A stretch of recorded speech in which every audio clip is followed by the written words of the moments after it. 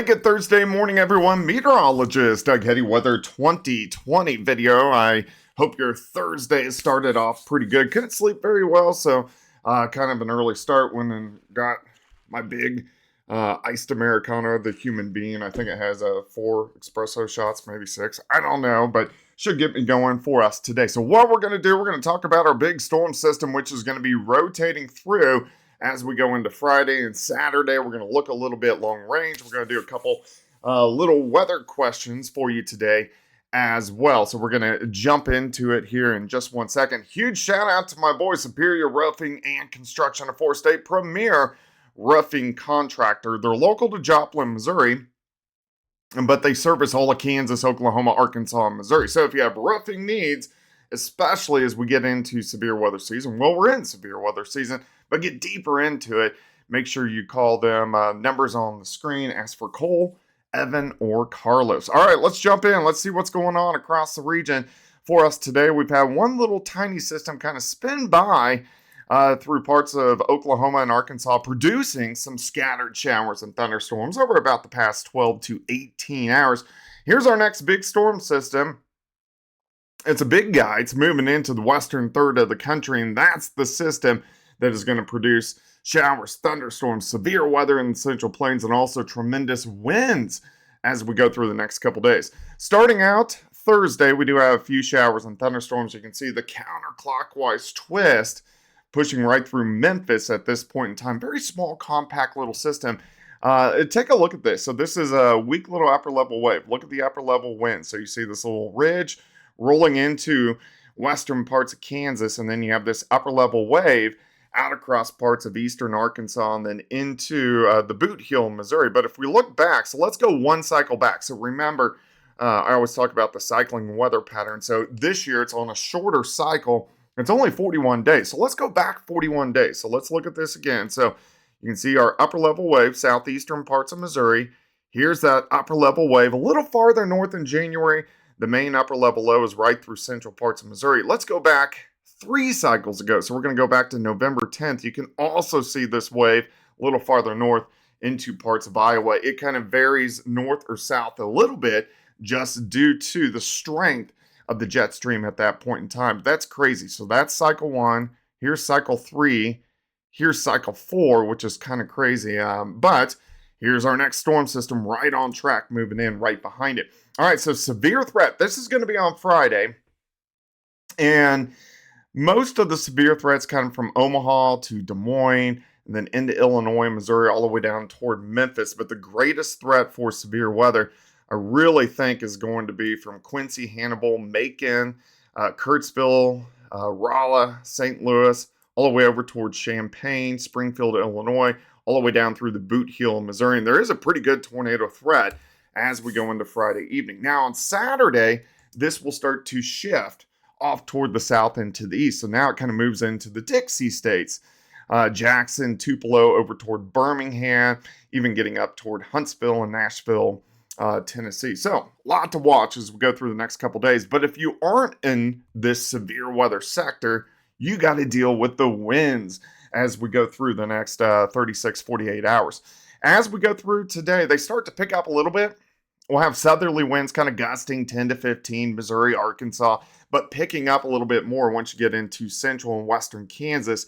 And then things get moving by Friday morning. Look at the gusts, 25, 30, 35 miles per hour at times. And as we go through Friday, they really get moving. Look at this. We'll have winds gusting 40 to 50, but I wouldn't be surprised for some areas to pick up wind gusts, especially on the southern part of the upper level low. You can see the upper level low, northwestern Kansas. So from Lawton, Oklahoma City, Tulsa, Joplin, Springfield, Fort Smith. I wouldn't be surprised if we knock out some 55s, maybe even a 60 in there on Friday afternoon. Now remember, for a severe thunderstorm, if you have winds over 58 miles per hour, that's considered severe wind. And we're going to be doing this without thunderstorms. We're going to have those gusts 40 to 50, pushing 60 at times. Heaviest wind starts to push east. This is Friday evening, so now eastern Missouri, Illinois, parts of Indiana. And even on Saturday, they come down a bit, but it's still going to be very breezy as we go through the first half of the weekend. All right, let's dig in. Let's go into Thursday afternoon. Look at our temps: 79 Kansas City, 79 Coffeyville, 82 in Tulsa, Bentonville, up to 82 degrees. So great Thursday. Even Friday. Now the winds start to pick up, but look at this. So about the noon hour, already 71 Kansas City, 73 in Joplin, 71 in Bentonville. I want you to notice this line of clouds right out here. So this is kind of our dry line. So this is shoving east very quickly. As it does so, it will start to produce some showers and thunderstorms. So you have this kind of line right through here, and it's much drier back here into central Kansas, central Oklahoma. So any thunderstorm development is going to go along this line and out ahead of it as we get into Friday afternoon. So when we look at that, as it pushes through, we get into the afternoon, we'll start to see that thunderstorm development. So you can see it now. We're looking at let's say 3, 4, 5, 6 p.m. Thunderstorms developing from Omaha to Des Moines, central Missouri. So at this point in time is when they will start to become strong to severe. So mainly east of Kansas City, mainly east of Joplin, Springfield. You guys are kind of right on the edge, Branson. But I think most of the severe weather, as I showed you, the highest risk is going to be central, eastern Missouri. So here's 9 p.m. We'll have thunderstorms eastern Missouri all the way down through south central Missouri, and some of these will be strong to severe threat, all modes. So we're looking at large hail, gusty winds, and also there's going to be a few tornadoes as we get into Friday evening. Let's continue. Let's go into Friday night. So here's midnight. All the thunderstorms race into central parts of Illinois. On the back side of this system, we're getting a rain-snow mix. And then we'll even see some clouds and even a few showers kind of flaring up once you get closer to Joplin, Springfield, Bentonville by Saturday morning. All the severe weather pushes east, but we still have some showers that rotate through eastern Missouri. And then with the upper level low, you can see Saturday afternoon, even a few showers southeast Kansas, southwest Missouri. Temperature is quite a bit cooler as we only go into the 50s for highs on Saturday. And that's going to be very similar on Sunday. Will be a little bit warmer. Let's look at Sunday. So Sunday, upper 50s to near 60, 65 Fort Smith, 68 in Oklahoma City, 54 in Jeff City. It's cooler, but it's not bad. Let's go into the beginning of next week. Look at the warm-up. So back into the 70s on Monday. We should be into the 70s on Tuesday as well. Here comes our next storm system. This is going to be rotating in late Tuesday into Wednesday. So we could see some thunderstorms again as we get into Tuesday night, central Missouri all the way down through Arkansas. And then on the backside, a little band of snow could rotate through. So if we go back to the cycling weather pattern, so again, I talked about how it's about a 41-day cycle. So if you think about that, the storm system right around the 28th, 29th, 30th, 31st of March, we should cool down a little bit. Now, we're not going to have the Arctic air like we had the past two cycles, but it should give us some rain. So I have this clicked at Joplin. So this is an interactive map. If you want the global predictor here, you can go to weather2020.com and hit the global predictor right up here in the top right corner, and you can get your 6-month forecast. So you can see those rain chances, but look at this. If we would get any snow, it would be right around the very end of March. We'll have to see how that works. As we go into April, let's look at our temperatures. Cooler the first week, warming up the second week, near average the third week, a warmer week as we get into week 4. Not a ton of rain in April, but we do have that storm system the 31st and 1st. And then again, rain will start to pick up as we get into the last 2 weeks. Let's go into May.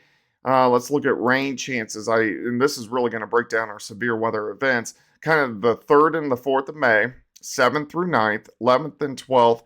And as the model updates, we may get some here in the last week of May. So it gets kind of tricky as we go through the next couple months. But of course, we're into severe weather season now.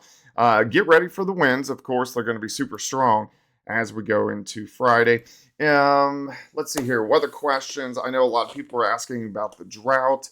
The drought tracker does update today. It hasn't updated yet, so I'll throw in that information on tomorrow's Weather 2020 YouTube video. Also, a lot of people asking about planting, last freeze and frost, are typically around here. Our last freeze or frost is usually in the middle of April. So if we go back, let's look at this. Let's go back to April. Let's look at low temperatures. So you can see probably around 13th, 14th, 15th, dipping into the 30s. So that should do it for us at that point in time.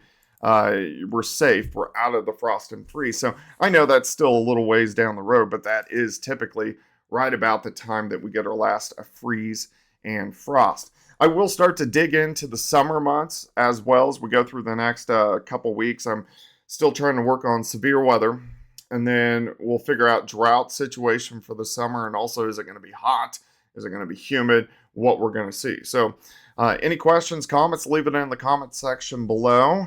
Anything you want me to talk about or address in these videos, I will. I hope you have a great Thursday, and we'll chat soon.